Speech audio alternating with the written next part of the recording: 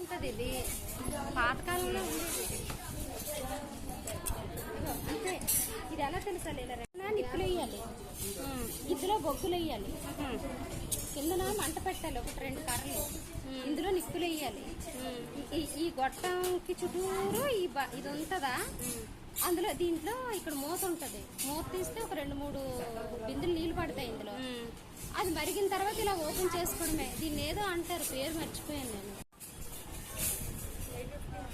నేనైతే అంతా